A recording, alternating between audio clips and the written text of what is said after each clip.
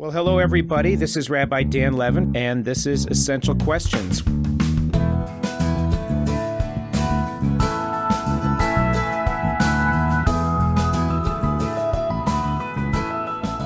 My teacher, Ilana Stein-Hain, taught me an amazing lesson years ago. Chapter 19 of the book of Leviticus teaches the famous holiness code. It begins, "You shall be holy, for I, Adonai, your God, am holy." And embedded in this famous chapter are the immortal words, "You shall love your neighbor as yourself." But later in the chapter it says, "The stranger who resides with you shall be to you as one of your citizens. You shall love them as yourself, for you were strangers in the land of Egypt." And so the question is, why do we need the commandment to love the stranger? Doesn't the commandment to love our neighbor encompass that? And the answer she gives is remarkable. The commandment to love your neighbor is relatively easy. Ve'ahavta l'reacha kamocha. You have to love the person who is kamocha, who is like you. But then you also have to love the stranger, the person who is lo kamocha, who is not like you. And learning how to love the people who are not like you is difficult and complicated. It used to be that societies were much more segregated and homogeneous. But in the modern era, where we have learned to understand the truth that all people are created equal, we have learned to branch out from our own communities and from people who are only like us, so that we can meet those who are not like us and who are different from us. And not only have we come to appreciate and to learn from different cultures and different societies, we have learned to love them and even to form households with them. But when someone is raised in one culture and then ensconces themselves in another culture, as stimulating and exciting as that can be, it can also create misunderstandings and disillusionment and even resentments and hatred. And learning how we bridge the cultural divides is one of the most important and essential questions we face in our multicultural world today. And to help us explore this, we have with us today Jessica Keith. Jessica Keith is a professional lecturer and teacher at San Diego State University, where she works with cross-cultural communications as a writer and also as a mother. She has helped produce Beyond Our Boundaries, an engaging documentary that explores the interchange between international and American students.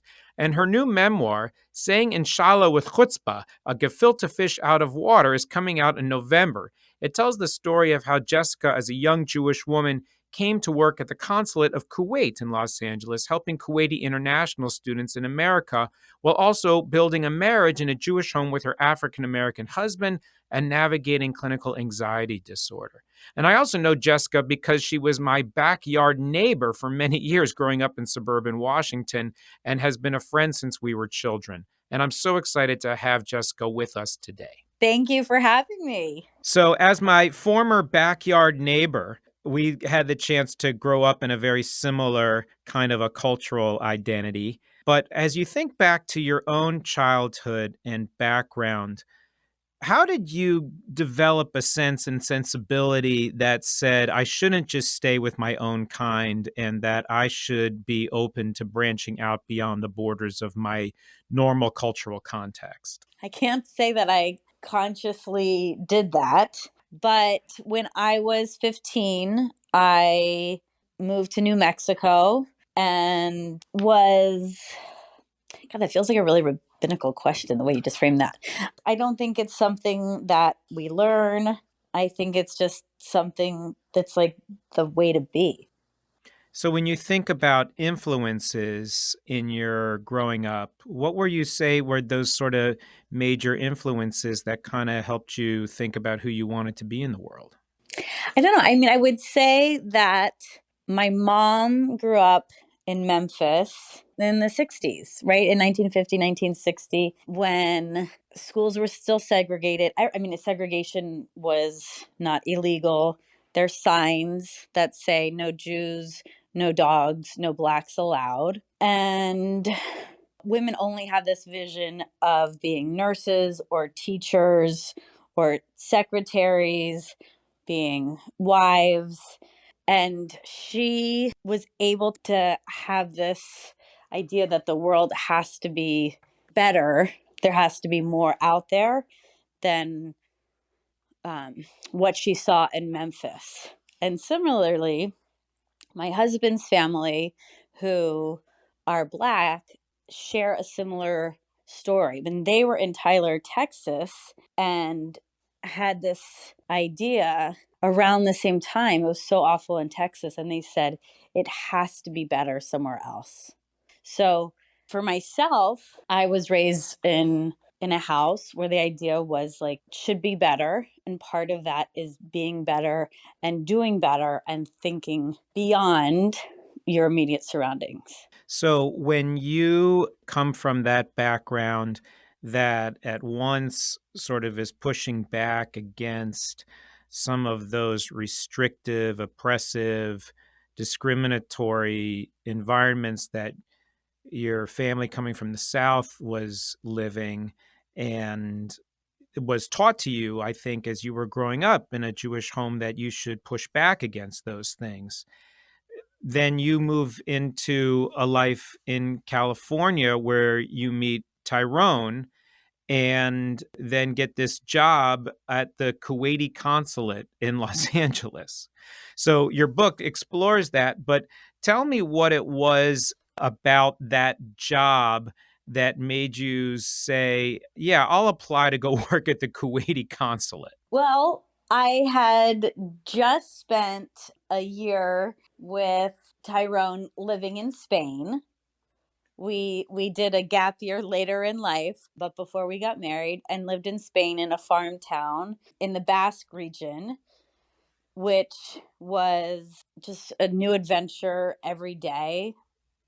What inspired you to want to go to Spain? I don't know. I had this idea when I first met Tony. I was like, I want to go to live in Spain for a year. And I knew that my anxiety was going to be prohibit me from being able to do it. So I was like, it's not going to be today. It's not going to be tomorrow. But eventually, I want to do this. And so 5 or 6 years later, I packed up some sedatives and some whatnot, and he came with me, and we spent a year in Spain. And I was actually working for on a grant sponsored by the Embassy of Spain. So when I came back to the US, it was I think it was 2008, and we just had this like beautiful adventure for a year traveling and working and going to the market, and then the economy crashed and we could not get jobs. So I was wrapping Christmas presents for a Jewish Grinch in San Diego. And I was getting paid, I don't know, like $7 an hour to wrap Christmas presents. I was motivated to be in my field, which was international education, and any job that was remotely tied to that, I applied to, knowing that my alternative was wrapping Christmas presents. So tell me a little bit about what drew you to international education when you were sort of picking out what you wanted to study and what you wanted to do. What was it about international education that drew you? I was working in San Diego in different mental health research capacities.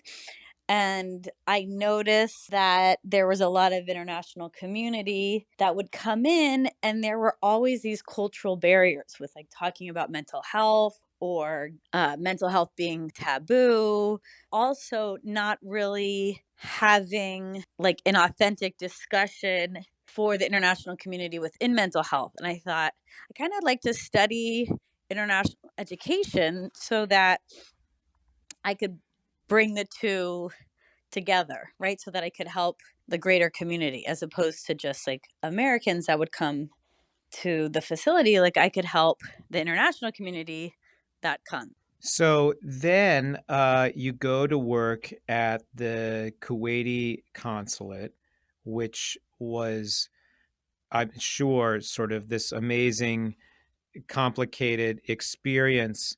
What was that like, just sort of going in there the first few days sort of navigating all of these cross-cultural sort of collisions between yourself as an American, as a woman, as a Jew, working for a foreign country with a different religious culture, with a different ethnic culture. What was it like trying to insert yourself into that different kind of environment? Probably the first thing that I realized was different was my gender. Because, for example, when I went in for the interview, I went to shake the hand of the cultural attaché, and he did not shake my hand back. And I was like, oh, that's kind of rude. And then during the interview, he always looked past me. He didn't look me directly in the eye. And I thought, oh, that's rude. And then as I was getting dressed, and I'm making the assumptions this is has something to do, I don't know, with being a woman. And then on the first day of work, as I was getting dressed, I thought, am I showing too much skin? I hadn't really thought about it in advance, but when I looked in the mirror and saw my arms were showing, my legs were showing, I was wearing high heels, I thought, oh, I wonder if this is going to be a problem. So then I I covered myself up a little bit more, but it was little things like just in greeting people and getting dressed for the day where started to realize, like, oh, these are things I should be paying attention to, that maybe isn't going to follow what I'm used to. And I think it's so interesting, when we live in a particular cultural context, there's just so many assumptions that we make about what's normal and what's right and what's appropriate. And then I think part of the value of encountering another culture is it makes us much more awake and aware to these little things that we would never have thought about, like modesty issues or touch, or what is an appropriate relationship in a work environment between a man and a woman. All of those kinds of things that in a different culture have completely different expectations and norms than an American culture. So when you sort of bump up against that, what did that sort of do inside? Did it make you feel defensive? Did it make you feel resentful? Did it make you curious, appreciative for this different culture? Sort of what did that do inside as you're trying to sort of figure out how you fit in that office? For me, one thing I think, for better or for worse, I was so naive going into it, and I think they're like that innocence combined with being mindful really helped me. So I wasn't naive and ignorant, but I was naive and mindful. So as these hiccups would happen, and they would always happen, I would wear the wrong thing or look the wrong way or say something wrong. I like found a lot of humor in just laughing at myself. And actually it went both ways, because a lot of the comments that I would hear, or a lot of the hiccups that would happen, I think both ways, I found them like somewhat funny, because you're like, oh, I mean, people like those movies like Lost in Translation, where, you go to shake someone's hand and they're bowing at you, and no one knows what to do next, right? Because there's like this awkwardness, but instead of, I found humor in it. Well, I think it's great that you were able to find humor in it. And the way that you sort of describe some of these experiences in your book are actually very humorous, but they're also kind of touching and even a little bit painful. So I remember the story that you told, that was the big birthday at the office and everyone's bringing baked goods. And so you said, I'm going to be terrific. And you stop off at the store in the midst of not having any money and pressures getting to work and a long commute and everything involved in all that. And you pick up a beautiful tiramisu cake, not realizing that in a Muslim environment, they can't eat tiramisu because of the alcohol. How does a person sort of experience those things where somebody might look at that as embarrassing or shameful or being made to feel less than, as oh, I can laugh at that as I'm learning how to inhabit a different kind of cultural environment. First, let me ask, am I allowed to swear in front of the rabbi? It It'll get depends bleeped on out. it depends on the swear word. We'll see if we need Okay. to beep it. Okay. So in that scenario, yes, I brought in tiramisu. I knew everybody. I was so excited because it was a birthday, and I didn't think anyone else remembered. I didn't think anything of it. I thought it was a good choice. I bring it in, and I was like, "Am I? Why is nobody? Why are they like? I'm getting yelled at. Somebody hits the cake onto the floor, and I'm like, oh my gosh, they can't drink coffee. They can't drink coffee. Is that it? No, I was like, no, they do drink coffee, and I was like, what is wrong with the cake? And and then I thought, oh, it must be the lady fingers because they can't touch the woman. Like maybe that's with lady fingers. And then one of the women says, there's alcohol in it, you idiot. And I was like, oh my gosh, I'm such an asshole. Like, who brings a cake with alcohol in it to a Muslim office? In the moment, I did not find it funny.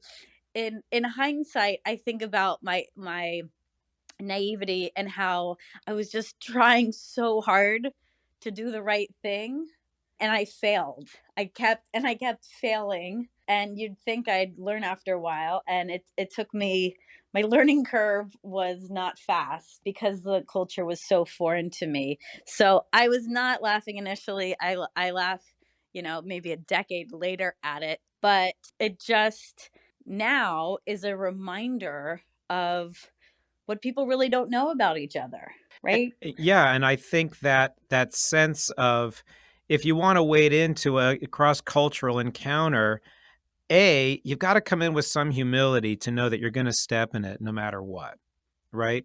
Because we Yes. only can see what we can see. And, the best fortune cookie I ever got said, good judgment comes from experience, and experience comes from bad judgment, right? So, Right. you learn as you go along, and you have to be willing to laugh at yourself a little bit at the same time, bringing some humility to that project because there's going to be learning, and the learning may not always be comfortable. And so, what I also wanted to sort of ask you a little bit about was for someone who talks so bravely about your own experience with anxiety and how that was in so many different ways that you relate something that could be really crushing. How did you move beyond that to be able to continue to put yourself in stressful environments, right? So, you might imagine that someone who has anxiety would say, all right, I'm certainly not going to do a cross cultural engagement because that's going to put me in all kinds of places that will make me anxious. So, in what way did you find your anxiety to be a hindrance in your experience there? And in what ways was it helpful, if at all? So a key point here is that I sometimes explain to people is there's a difference between stress and anxiety, right? So we all throughout the day, maybe through a week, a busy time, we all experience stress. Anxiety is different in that your body, like my body, misinterprets cues and thinks it's going to die. So, working was sometimes stressful, being in the cross cultural, um, with these mishaps was it could have been stressful, but it didn't ever elicit anxiety for me. And that's something that I think, I can speak to a room of 10,000 people and not be nervous. But if you ask me to ride in an elevator to the top story of my office, I will feel like I'm going to die every time.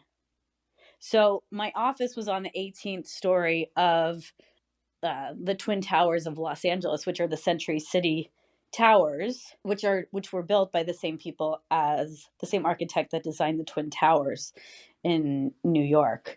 But every day I commuted and then stepped into this elevator, I was like, had that feeling that I was going to die. And then I'd start my workday. When you experience anxiety and panic, it makes sense. But in the logical sense, it doesn't. Like, I know I'm, as like right now, I know I'm not going to die in the elevator. And when I go to work, I don't have anxiety. But when you're in that moment, there is no logic. So it's always like, for me, I always try to help people understand I am a logical person. I am an educated person. I am a sensible person. I'm an intellectual person. I get stressed, but that doesn't keep me from doing things. It's anxiety where I feel like you're going to die and there's nothing you can do about it, that keeps me from doing basic things. I really appreciate that explanation, that clarification, because I think that people who don't live with those kinds of syndromes like anxiety can't really appreciate what it means to do something that is just basic and normal for another person, like getting on an elevator or sitting in an enclosed space or any of the other things that trigger for you. And what I thought was so interesting was there are ways in which, in a cross cultural situation, sometimes there are ways to bridge those boundaries because of other kinds of shared experience. So, in the book, you kind of describe an encounter with your boss, Muhammad, where you kind of are both dealing with a shared experience of anxiety. And I believe there was another student that also was dealing with anxiety also, and you were able to bring some sense of comfort to that student. So, what does it take to make a human connection that transcends cultural difference? Well, I think my boss was stressed out all the time. And so I knew what I needed to do just to make him happy, as as you make a boss, right? You do the work, you do good work, you do quality work, and the culture doesn't impact that, right? So I was like, okay, do good work and make him happy with good work. And that culture was, aside from that, I knew that would make him happy. The anxiety with the student was such an impactful moment because growing up, anytime I would go on a date, anytime, I'd always throw up. I'd be so nervous. I have like literally 100 stories of embarrassing throwing up in a purse or, on someone or on myself.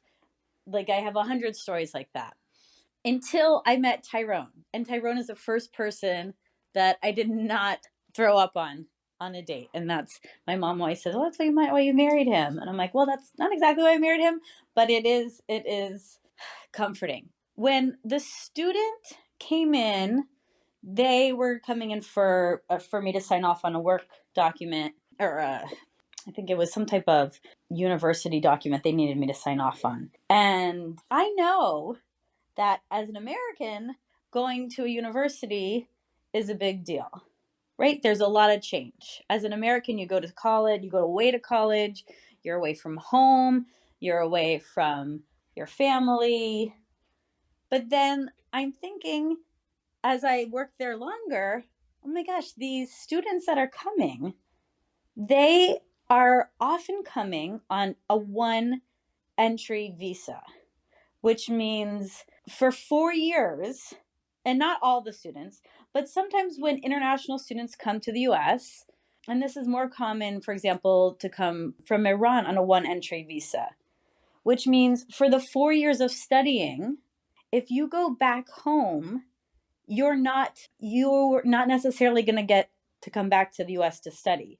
So you have to stay in the US for the full course of your studies and then return. I understood that the students were so far from home. A number of them, this was their first time in the US. They, English is their second language, and a lot of them are religious.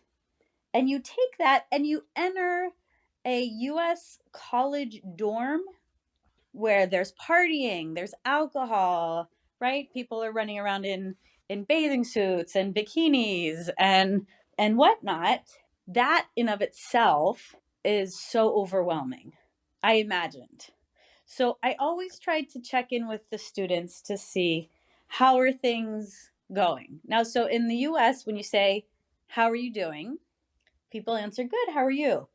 But they're actually just saying hello, right? When anybody asks you, how are you doing?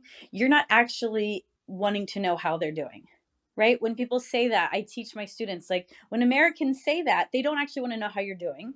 They're saying hello. It's Well, a formality. some of us might want to know a little. Yes.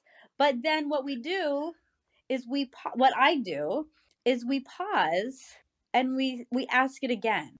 So I ask it and we go through the formality, and then with these students I would say, okay, tell me how you are actually doing, right? To give them the space where they can actually answer the question.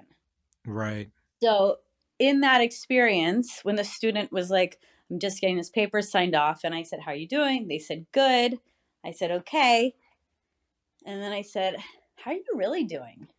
What's going on? What does it look like for you? And giving them that space to just exhale and say, it's not going well, right? And then sitting in it together, right? And the student in this scenario was saying, because he was given the space to do so, he could see that I was sincere, that I was, interested, and that I was creating a space, to be honest. He said, I've lost a lot of weight. His friends had been pressuring him to go on dates, and he's like, I have no interest in doing this, and I throw up all the time. And I was like, oh my gosh, I am this, like, I had never met anyone else who'd had that same scenario. And I was like, I completely understand what you're saying. 10 out of 10 times when I explain my anxiety to people, they don't get it. So to find someone that says, I get that. It doesn't make sense. It's not logical. And yes, that's how it works. It doesn't matter where we're from. It is a moment of sincere bonding and human connection. It's such an amazing story about the latent humanity that we all kind of share despite all our cultural differences. And it's interesting because I think most of us try to spend time connecting with people with whom we share a common culture. So I live in Boca Raton. A lot of people move to Boca Raton because it's this incredibly rich, dynamic Jewish community. So Jews tend to go find other Jews. I can't tell you how many times it happens that people are traveling and they're like, I was in Timbuktu, Rabbi, and I found the synagogue. And they bring me a pamphlet. People want to find their own. And, you talk about how you kind of wanted to do that too when you were living in Los Angeles, apart from your family, and it was Passover. And so a stranger's family brought you in to make you feel part of their family for Seder, for Passover. Then you talk in different ways about how at that Seder and in your office and in other places, you could feel that sting of intolerance and resentment. And you in your life inhabit so many different cultural worlds, a Jewish world, an African American world, working for a foreign government, employed by a religious Muslim man in that time. So can you talk a little bit about sort of your experiences of intolerance? What's it like having a foot in so many worlds that seem to be intolerant of each other? Is it enough, like as you write, to say, While pretending to eat the gefilte fish, I found it just easier to bite my tongue. Or is there other things that we should do when we encounter intolerance?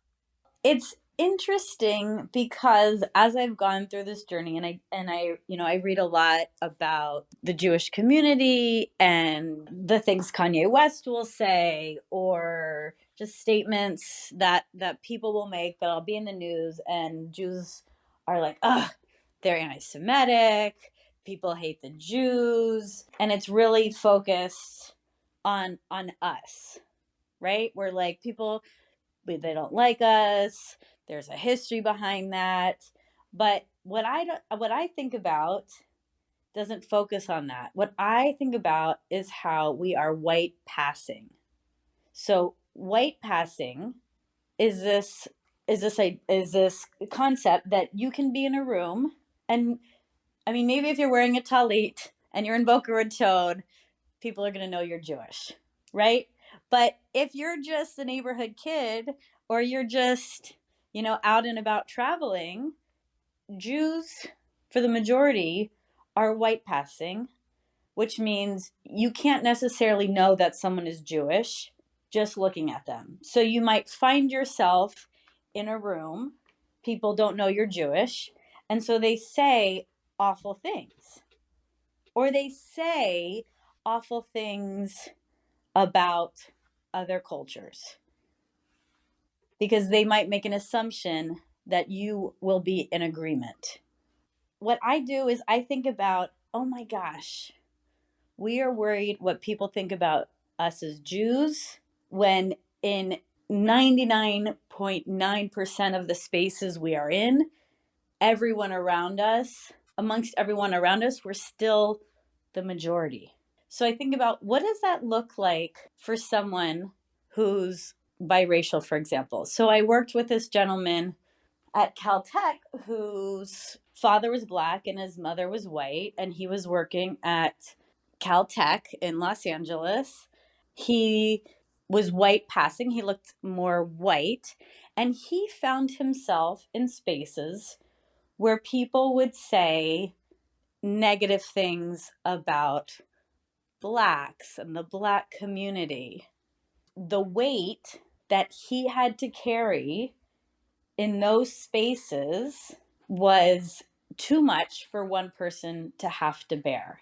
For me, when I'm in a situation where people are like, "Oh my gosh, they don't like Jews, da da da," I always think, "Oh my gosh, okay, but like, there's we're still part of a majority in the US. We reap benefits of that, and we have to acknowledge those benefits that we are reaping and recognize what inequities there are for the other communities." And I think it's interesting that you talk about sort of what it's like when people are overlooked, elements of their identity are not apparent, or they are there that are apparent and they get overlooked as well. There were so many occasions in your book where you talked about people feeling invisible. You talked about your own experience where you had to hide your Jewish identity. You talked about your colleague Abdul Batin, I hope I'm saying his name right, where he's the one man in an office filled with women, and how he gets overlooked, about the horrible experience when your husband was injured from a hit and run and was basically invisible in the hospital.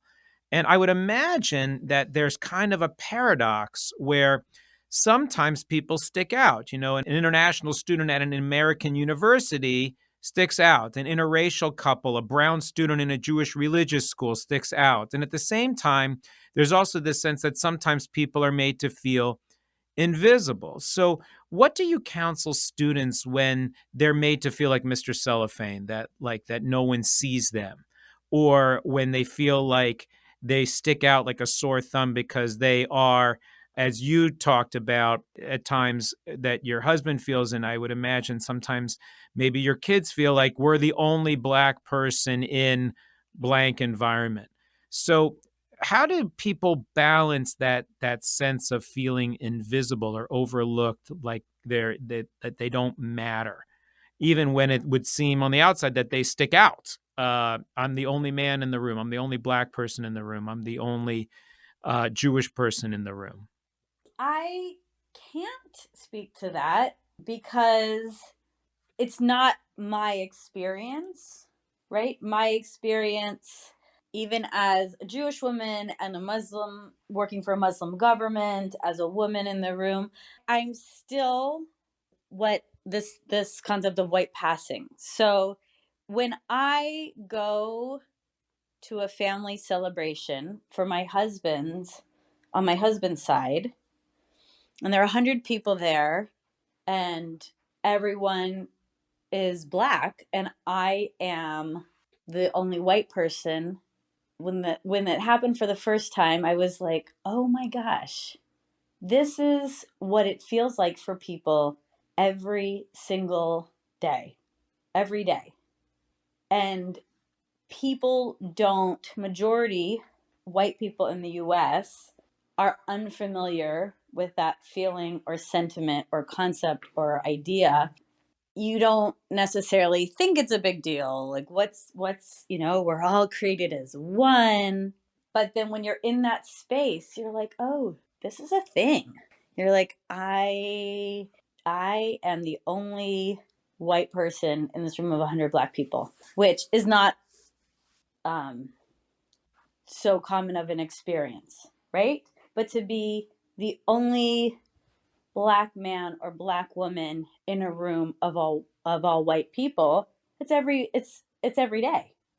It's every day, and that people carry is not one that I feel that I can speak to, but I can acknowledge that's a weight. That can be a weight and a responsibility, right? I know for my husband, he knows that he has to carry himself a certain way. I mean, I read that about Obama.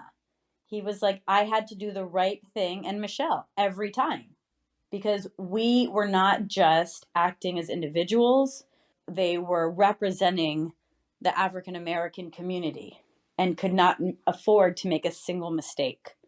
And that weight is not something that I feel like Jews have to carry.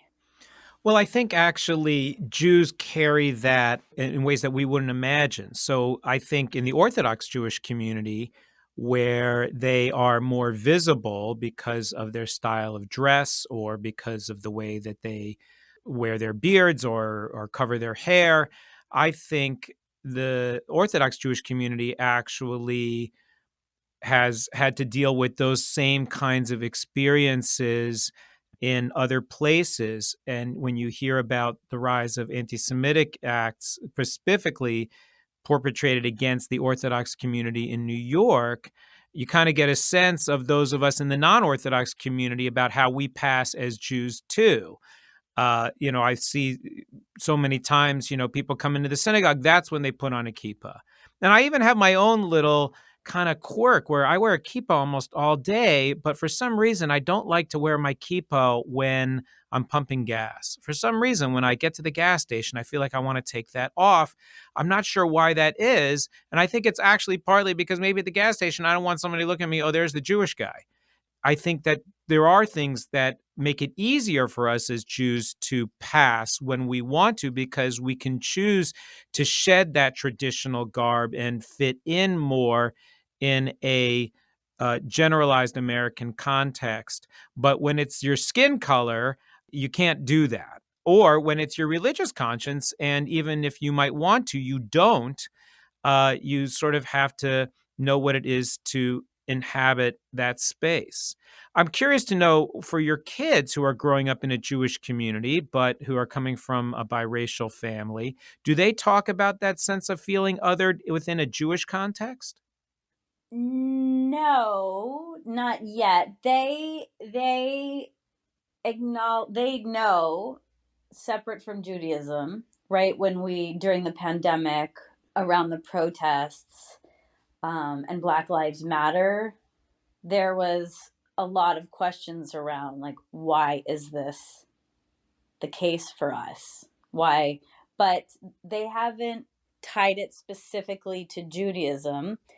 I'm conscious of it. And for example, when there's so many times when people want to take photos of my family for Jewish news or for the newsletter or to advertise religious school to show that it's diverse and welcoming. And my temple is so welcoming. I just absolutely love it. But I will not let my family be a photo of that. A sense of being tokenized. Yes.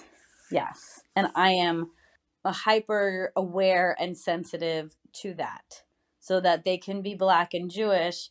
They are not going to be the image, the picture for diversity and inclusion. Like we will practice that in our home and outside our home, but a photo of us to promote that isn't going to work for in my house. I appreciate that. So, last question I would ask you, Jessica, is what's the essential question you're asking yourself these days? What's the sort of nagging question that keeps you sort of thinking in off moments? I would say there are a couple. One being, who am I answering to? In regards to Judaism, who am I answering to? So with the holidays, the first question I get asked is, are you going to services? And when people ask that, it feels like a ranking system. Does going to services make us more religious? It tends to be a question that does not feel to me inclusive. When I think about, okay, if I missed a service and it's the holiest time of year, it's the most religious time of year, it is our Super Bowl, does that make me less Jewish? No. Right now, around the Jewish holidays, I'm thinking about why do we ask that? And why do I feel guilty in response? Right? I am strong in my Jewish convictions, in my Jewish family, and yet I feel ranked and sometimes guilt if I miss a service, which I think I'm trying to let go of. Right? For me, I'm like, I practice Judaism in a reform manner, which is in the way that is most meaningful to me and my family. Another essential question that I'm thinking about around the book is the irony of I wrote this book and people ask me, are you going to travel? Right? Are you going to travel around to promote the book? And like I said before, I can speak to a room of 10,000 people. I can get on a podcast. I can, write in a way that describes sitting in the most embarrassing, uncomfortable situation, but I cannot drive beyond a 20-mile radius. So my essential question is, if not now, when? I think about that. And you can do all these things and you can't do others. And at what point will you find the time or the whatever it takes to be able to do the things that I can't do? Well, Jessica, thank you so much for taking your time to be with us today. Your new book, What Does It Mean to Say Inshallah with Chutzpah, is available for pre-ordering and is coming out in mid-November. We wish you lots of good luck with the book, and we thank you for being with us today on Essential Questions. Essential Questions has been made possible by the Temple Beth El Jewish Ideas Incubator, committed to creativity and innovation in modern Jewish life. Many thanks to our production team, Jason Reeser, Amanda Brentzel, Jake Harris, Susan Stallone, and Eliza List. Special thanks to Jake Harris for original music and Isabella Tenenbaum for the original artwork. You can find this podcast on Apple Music, Spotify, and the Podbean app, as well as on Temple Bethel's website at tbepoca.org/essential questions. You can rate us on Apple Podcast or Spotify so you can spread the word. And we certainly want to know what your essential questions are. Email us at eq@tbeboca.org. We look forward to reading your comments and to addressing your ideas in future episodes. I'm Rabbi Dan Levin, and thanks so much for listening to the Essential Questions podcast.